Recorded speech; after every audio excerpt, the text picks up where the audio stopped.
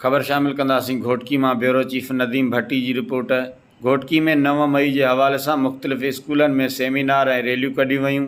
Rally जे शुरा पारां पाक फ़ौज जी हिमायत में नारेबाज़ी ऐं 9 मई वारे वाक़े जी सख़्त लफ़्ज़नि में मज़म्मत कई। तफ़सील मूजिबि घोटकी जे मुख़्तलिफ़ स्कूलनि government primary school Rahmuwali, government primary school मदरसा, गवर्नमेंट NDAV हाई स्कूल ऐं ॿियनि स्कूलनि जे उस्तादनि ऐं शागिर्दनि पारां 9 मई वारे वाक़े ख़िलाफ़ रैलियूं कढियूं वयूं। तालका एजुकेशन ऑफिसर मोहम्मद बख्श आरबाणी, हेड मास्टर अब्दुल रशीद चाचड़, ज़ाहिद हुसैन शाह, नूर मोहम्मद शाह, फ़याज़ अहमद दायो, अब्दुल रशीद सुमरो, फैज़ मोहम्मद, जहान ज़ेब, दर्शन लाल, शकील शाह, आगा मुज़फ़र ऐं ॿियनि शिरकत कई। उन मौक़े ते ख़िताब कंदे मुक़र्रीन चयो त 9 मई पाकिस्तान जी तारीख़ जो कारो ॾींहुं आहे, जंहिं ॾींहं ते पाक फ़ौज मथां हमिलो कयो वियो। उन्हनि वधीक चयो त पाकिस्तान जो हर शहरी पंहिंजी फ़ौज सां गॾु आहे ऐं उन्हनि 9 मई वारे वाक़े जी सख़्त लफ़्ज़नि में मज़म्मत कंदे चयो त वाक़े में मुलविस जवाबदारनि ख़िलाफ़ कार्रवाई कई वञे त जीअं मुस्तक़बिल में को बि शरपसंद अनासिर पाक फ़ौज ख़िलाफ़ मेरी अख सां न ॾिसे। होॾां रैली में शरीक ॿारड़नि तोड़े उस्तादनि पाक फ़ौज ज़िंदाबाद जा नारा पिणु लॻाया।